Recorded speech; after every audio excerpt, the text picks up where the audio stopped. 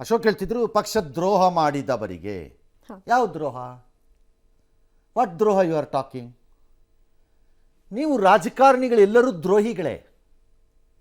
ಹೇಗೆ ಸರ್? ನೀವೆಲ್ಲರೂ ದ್ರೋಹಿಗಳೇ. ವ್ಯವಸ್ಥೆ, ಪ್ರಜಾಪ್ರಭುತ್ವದ, ಗೌರವಯುತ ಪ್ರಜಾಪ್ರಭುತ್ವದ ದ್ರೋಹಿಗಳೇ ನೀವೆಲ್ಲ.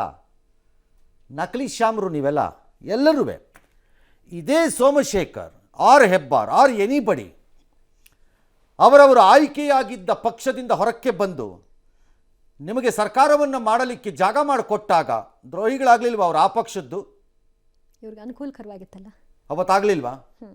This is what I am saying.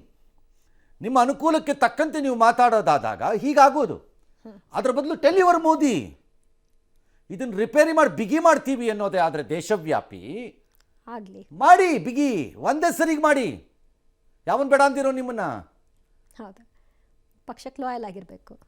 ಅದು ಇದು ದ್ರೋಹ ಅಲ್ಲ. ಇದೇನು ದ್ರೋಹ ಆಗತ್ತೆ? ಹೇಗೆ ದ್ರೋಹ ಆಗತ್ತಿದು?